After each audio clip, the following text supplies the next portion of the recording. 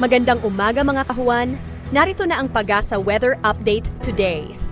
Wala pa rin naman tayong minomonitor na anumang bagyo or low pressure area sa loob at labas ng ating Philippine Area of Responsibility. Pero meron tayong dalawang weather system na nakakaapekto dito sa ating bansa. Una na dito ang southwest monsoon or ang habagat na patuloy na umiiral pa rin dito sa May Luzon. Meron din tayong Intertropical Convergence Zone or ITCZ na nakakaapekto naman dito sa may southern Mindanao. Ano nga ba yung panahon na inaasahan natin ngayong araw? Inaasahan pa rin natin yung tuloy-tuloy mga pag-ulan or mga kalat-kalat na pag-ulan dito pa rin sa may Ilocos Region, Benguet, Abra, Zambales, Bataan, Tarlac at Pampanga. Dulot pa rin ito ng southwest monsoon or ng habagat.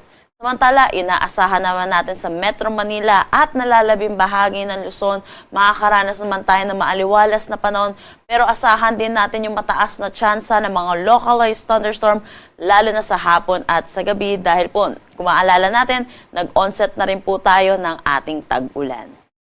Agwat ng temperatura for Metro Manila, 25 to 33 degrees Celsius, Tuguegarao, 25 to 35 degrees Celsius. For Lawag, 26 to 32 degrees Celsius, Baguio, 16 to 21 degrees Celsius. For Legazpi, 27 to 34 degrees Celsius, at Tagaytay, 23 to 31 degrees Celsius. Para naman dito sa may Basilan, Sulu, Tawi-Tawi, Sultan, Kudarat, South Cotabato, Sarangani, Davao Occidental at Davao Oriental, inaasahan natin makakaranas sila ng mataas na tsansa ng mga pag-ulan dulot ito ng Intertropical Convergence Zone or ng ITCZ. Pinapaalalahan na din po natin yung mga kababayan po natin para sa mga posibilidad ng mga flash flood at mga pagguho ng lupa.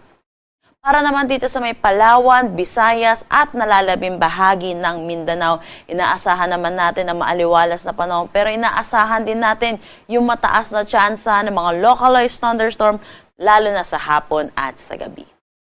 Agwat ng temperatura for Calayan Islands at Puerto Princesa, 26 to 32 degrees Celsius. For Cebu, 26 to 33 degrees Celsius. Tacloban, 28 to 33 degrees Celsius. Cagayan de Oro, 23 to 33 degrees Celsius. Zamboanga, 26 to 33 degrees Celsius. At Davao, 25 to 33 degrees Celsius. Wala naman tayong nakataas na anumang gale warning sa anumang seaboards ng ating bansa.